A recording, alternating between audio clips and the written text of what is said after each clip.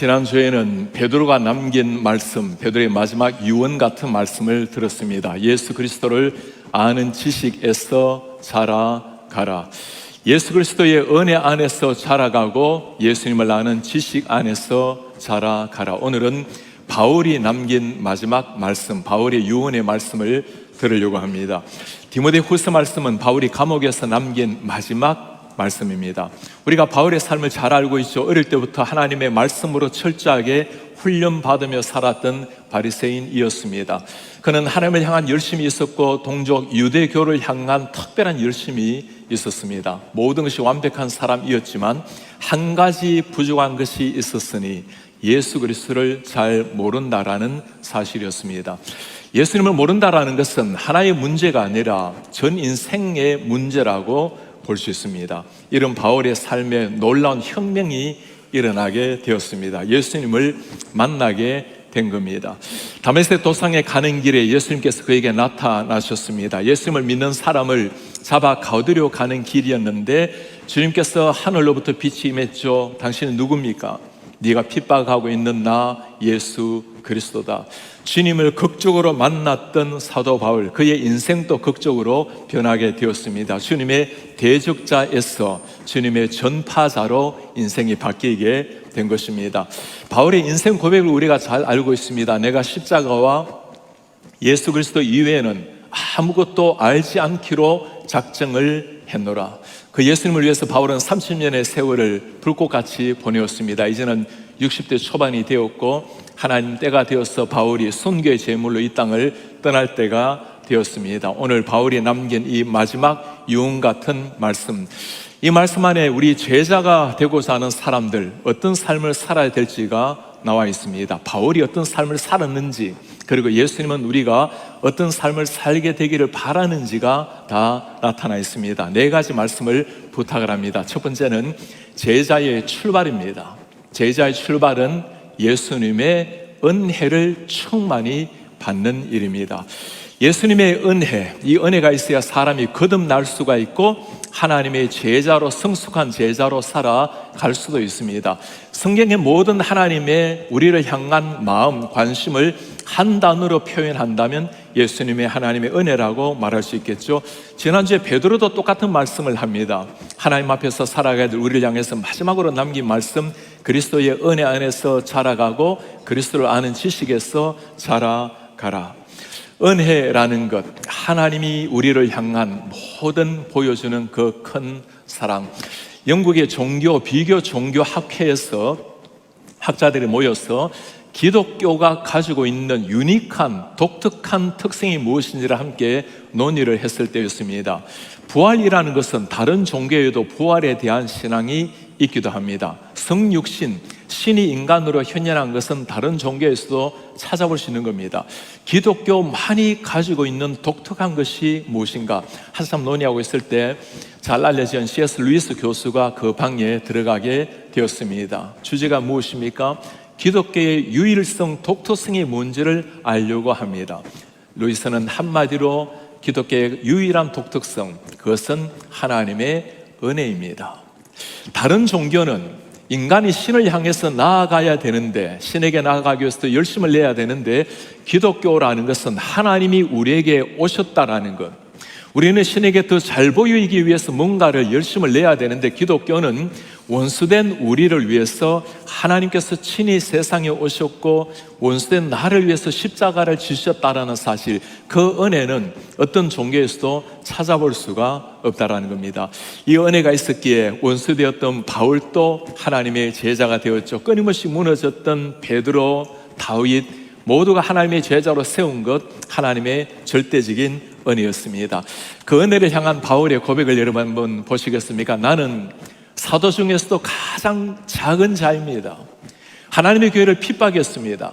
사도라 칭함받기 내 감당하지 못합니다. 그러나 내가 오늘처럼 살아가고 있는 것, 나의 나된 것, 하나님의 은혜입니다. 내가 모든 사도보다 더 많이 수고했지만 내가 한 것 아닙니다. 오직 나와 함께 하신 하나님의 은혜입니다. 이 은혜가 있었기에 평생 주님을 향해서 불꽃처럼 살아 낼 수 있었던 바울, 그리고 오늘 제자 디모데에게 이거 부탁하는 겁니다. 핍박 많은 세상에 이제는 디모데를 남겨주면서 바울이 순교의 제물로 떠나게 되는데, 그가 하나님의 제자로 살아가기 위해서 가장 필요한 것이 무엇인가? 오늘 사랑하는 아들 디모데에게 하는 말입니다. 내 아들아, 그러므로 너는 그리스도 안에 있는 은혜 가운데서 강하라. 그리스도 예수 안에 있는 은혜 안에서 강하라. 제자가 되는 첫 출발이라는 것은 무엇을 열심히 하는 것이 아닙니다. 먼저 하나님의 은혜를 충만하게 받는 겁니다. 이 은혜가 우리 속에 넘쳐야 은혜로 말미암아 나타나는 반응이라는 게 있어요. 하나님 은혜가 우리를 완전히 통치할 때 그 은혜에 반응하며 살아가는 모든 것이 신앙생활, 헌신, 열심이라고 말할 수 있습니다. 우리 성도님들 올 한 해 제자로 살아내고 제자 삼기 위해서 이 은혜를 사모하시기를 바랍니다. 주님, 저에게 하나님 앞에서 살아내는, 하나님을 더 깊이 아는 은혜를 충만하게 더해 주십시오. 아프리카의 성자라고 불리우는 리빙스톤이 식인 정들과 함께 아프리카에서 살다가 16년 만에 런던으로 돌아갔을 때였습니다. 한 젊은이가 그렇게 질문을 해요. 선생님, 그 위험한 지역에서 16년의 삶을 보냈는데 어떻게 그렇게 살아낼 수 있었습니까? 리빙스톤이 성경 구절 한 구절을 인용을 했습니다. 볼지어다 내가 세상 땅 끝까지 너와 함께 있으리라. 세상 땅 끝까지 내가 너의 곁에 있으리라. 이 한마디, 끊임없는 하나님의 그 은혜가 있었기에 그 아프리카 오지에서도 죽음의 땅에서도 하나님의 역사를 이룰 수가 있었던 겁니다. 올 한 해 하나님의 말씀을 큐티하면서 형제 자매들과 교제하면서 순모임에서 또 교육받고 훈련하면서 무엇보다도 주님 우리에게 이 은혜를 더해 주십시오. 은혜가 넘칠 때 주님의 제자들처럼 우리도 제자들로 살아낼 수가 있겠습니다. 두 번째입니다. 제자의 사명은 사람을 세우는 일입니다. 제자가 가장 관심을 가져야 될 한 사람 한 사람을 그리스도 안에서 세우는 사명, 이 사명이 있어야 심장이 뛰게 되는 거죠. 제 생에 아주 큰 영향을 미치던 사람이 덴마크의 실존주의 철학자 키에로 케크로입니다.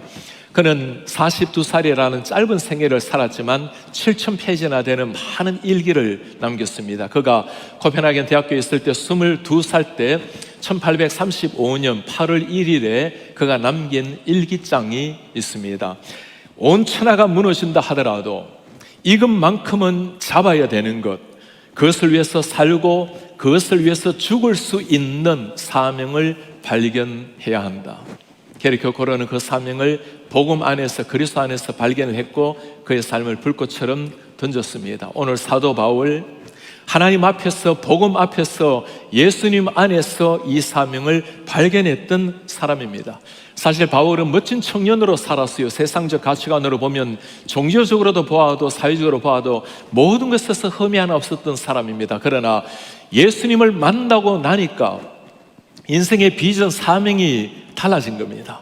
그 사명을 위해서 자신이 살아내었을 뿐만 아니라 그 사명을 향해서 살아갈 디모데에게 오늘 하는 부탁입니다. 네가 많은 정인 앞에서 나에게 들은 말을 충성된 사람들에게 부탁하라. 그러면 그들이 또 다른 사람들을 가르칠 수 있으리라.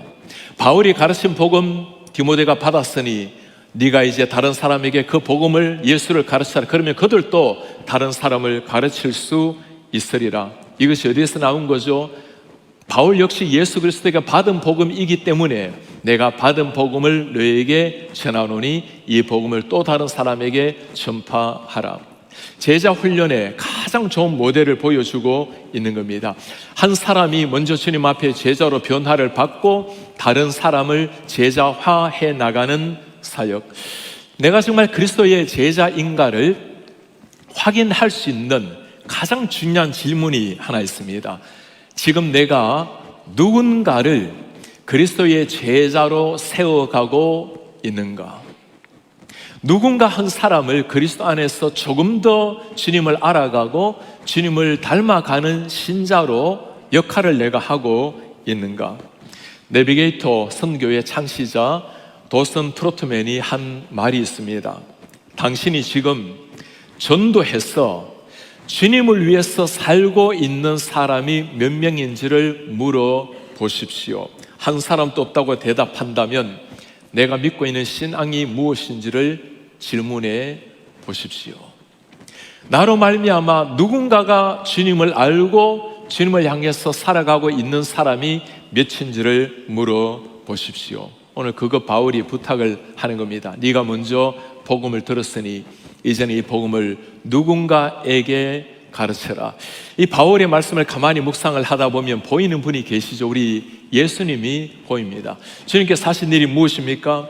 3년 동안 제자들을 부르시고 훈련한 일이었습니다. 세리마태를 부르시고 베드로, 요한, 안드레, 야고보 한 사람 한 사람 어부 출신 자들을 부르시고 그들을 향해서 모든 걸 쏟으셔서 사람에게 관심을 두신 예수님, 그 끝없는 사람을 향한, 사람을 세워야 되는 열정 때문에 주님의 무너진 제자들이 진정한 제자들로 거듭나게 된 것입니다. 주님의 머릿속에는 12명이라는 소수의 사람이지만 변변찮는, 세상 눈에는 변변찮은 사람이지만 이들이 변화되면 진짜 세상 변혁이 이루어진다는 것을 주님이 확신을 한 겁니다. 그리고 주님께서 마지막 제자들에게 하시는 부탁입니다. 이제 너희가 말씀을 들었으니 땅 끝까지 가서 이 복음을 전하고 너희와 같은 제자들을 일으켜 세워라. 원래 우리가 제자 세우는 교회라는 비전을 가지고 나아갑니다. 모두가 기억해야 될 말씀입니다. 내가 먼저 제자 되고 제자를 세워가는 인생. 꼭 부탁을 드린 것이 있죠. 한 가지는 꼭 양육받고 교육하고 훈련받으라는 부탁이었습니다. 제가 지난주에 당회를 하면서 우리 장로님들의 고백을 들으면서 참 고마운 마음이 들었습니다. 우리 교회에서 이렇게 리딩 지저스를 새롭게 시작을 하는데 예수 그리스도를 닮아가고 배워가는 이 훈련에 장로님들이 먼저 해야 되지 않겠습니까? 당회원들이 다 훈련을 받았으면 좋겠습니다. 리더들이 먼저 하나님 앞에 솔선수범하고 모델로 나아가는 모습을 보면서 너무나 고마운 마음이었습니다. 주님을 배우고 알아가고 사람을 세워내는 사명, 우리 특별히 부모님들이 잘 기억을 하시기를 바랍니다. 여러분들의 자녀들이 어떤 모습이든지 조금 더 주님을 깊이 알아갈 수 있도록 도와주는 것, 부모님의 가장 중요한 사명입니다. 제가 목회를 하면서 많은 우리 성도님들, 어르신들 장례식을 집례를 하곤 합니다. 참 훌륭하게 살아내신 부모님, 제가 가장 관심 있게 눈여겨보는 것이 있어요. 부모님의 삶에 가장 좋은 이정표가 무엇일까요? 그들의 자녀들 아니겠습니까? 훌륭하게 잘 자라난 자녀들을 보면 참 고마운 마음입니다. 가장 감사한 것은 이 자녀들이 믿음으로 잘 자라나서 참 아픈 시간이지만 하늘나라에 이제 들어가신 부모님을 기억하면서 믿음으로 잘 살아내다가 주님 앞에 쓸 것을 약속하는 그런 자녀들을 보면 그 부모님의 아름다운 삶, 신앙의 유산을 물려준 부모의 모습이 새롭게 보입니다. 제자의 사명, 한 사람 한 사람, 우리의 자녀들이든 우리의 친지들이든 어떤 사람이든지 그리스도 안에서 세워가는 일입니다. 세 번째입니다. 제자가 되어가는 과정은 고난을 감수하는 일입니다. 제자가 되는 것은 쉬운 일이 아니죠. 예수님께서 제자들에게 하시는 말씀입니다. 너희가 정말 나를 따라오기를 원하는가? 자기 자신을 부인하고 십자가를 지고 좁은 길을 걸어가라. 예수 그리스도를 따라가는 길은 주님이 걸어가신 길 걸어가는 겁니다. 우리 주님의 삶이 어떠했습니까?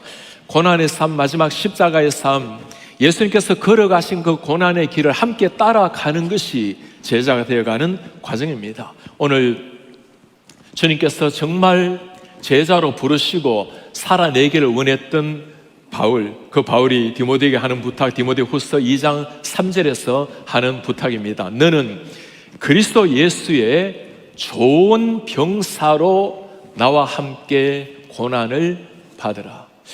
그리스도의 좋은 병사로 나와 함께 고난을 받으라. 여러분, 어느 사랑하는 스승이 사랑하는 제자에게 고난의 인생이 되라고 말할 사람이 누가 있겠어요? 사랑하는 부모님이 어느 자녀에게 나는 고생 많이 했던 1세대였지만 너희들은 평안하게 살기를 원한다, 이게 부모님의 마음 아닙니까? 너는 나와 같이 고난의 제자가 되어라. 바울의 삶 자체가 그랬습니다. 고린도에서 그가 하는 말이 뭐죠? 형제들아, 우리가 아시아에서 당한 환난을 너희가 알기를 바란다.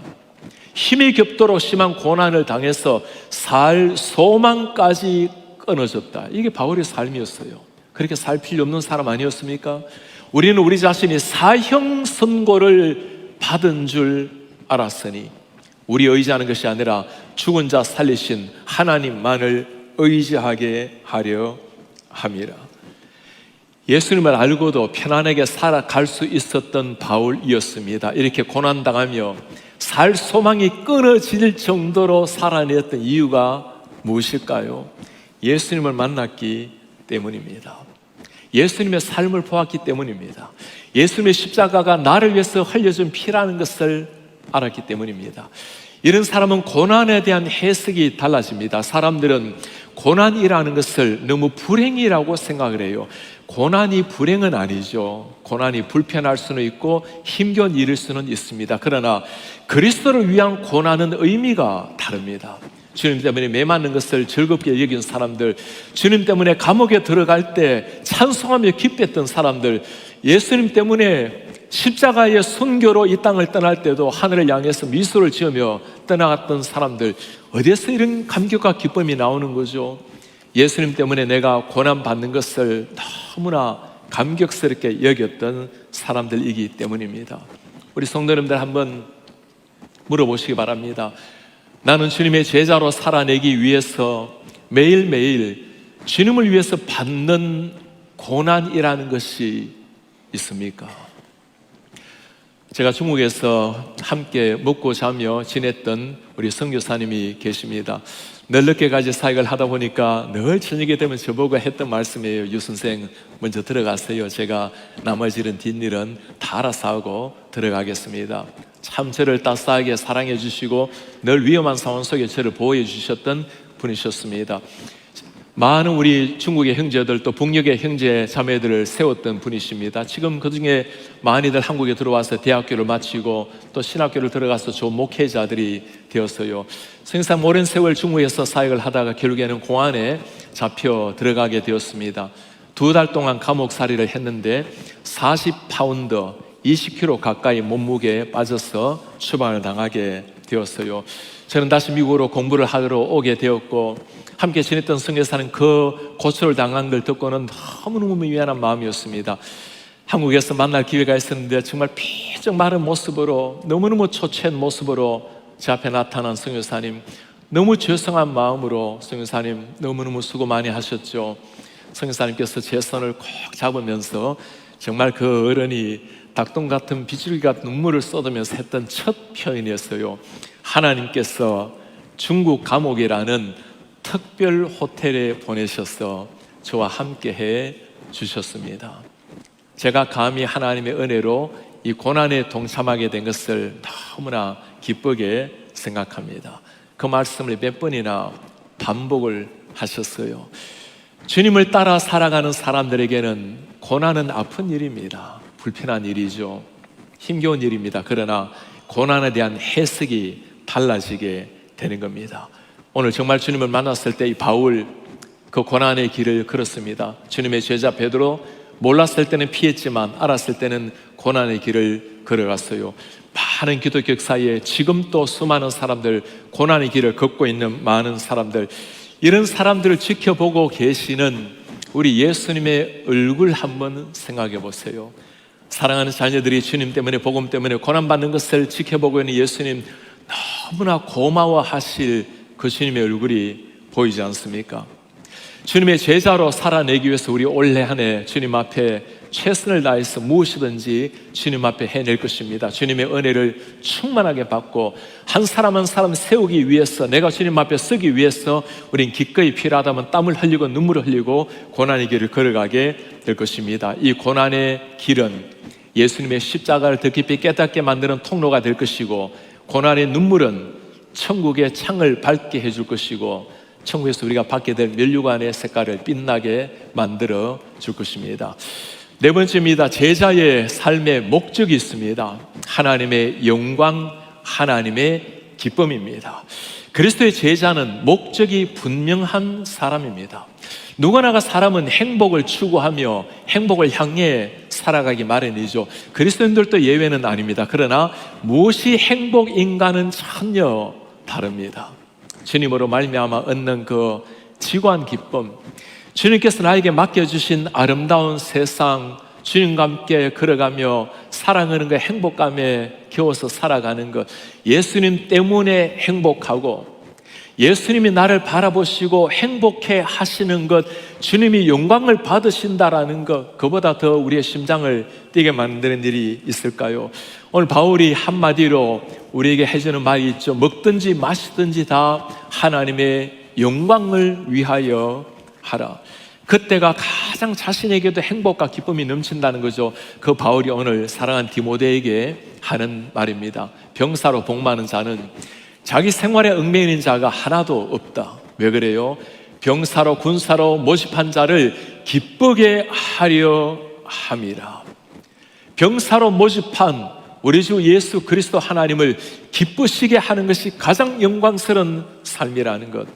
우리 사랑하는 성도님들 한번 물어보시기 바랍니다. 우리의 삶에 정말 심장 뛰게 만드는 일이 무엇일까요? 우리를 바라보시면서 하나님이 환하게 미소 지으실 때, 하나님이 기쁘시다고 말할 때 그때 우리의 심령이 기쁨의 노래를 부르지 않습니까?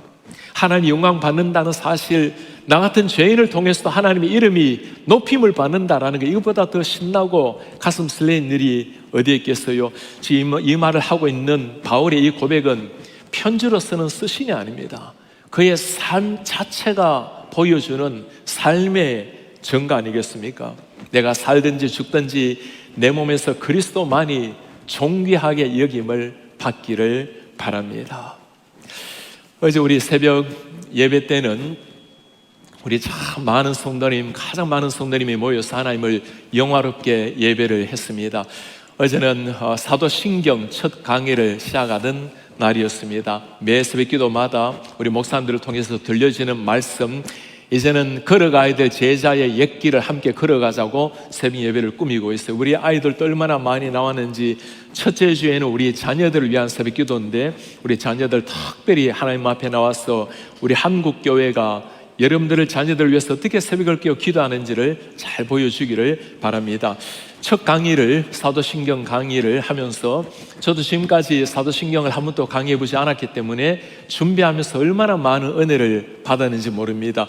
첫 문장을 다뤘습니다. 나는 전능하신 아버지 하나님, 천지의 창조주를 믿습니다. 천지의 창조주, 여러분 이게 상상이 됩니까? 저 하늘에 셀 수 없는 수많은 별들, 태양, 눈에 보이는 모든 자연 만물을 다 지으신 그 하나님, 그 전능하신 천지 창조의 하나님을 첫 신앙 고백은 나의 아버지로 믿습니다라고 고백합니다. 라틴어로는 크레도, I believe, 내 믿습니다라는 말이 먼저 나와요. 크레도란 말은, 크레란 말은 내 심장에 해당되는 단어입니다. 도는 I give, 내가 준다라는 의미입니다.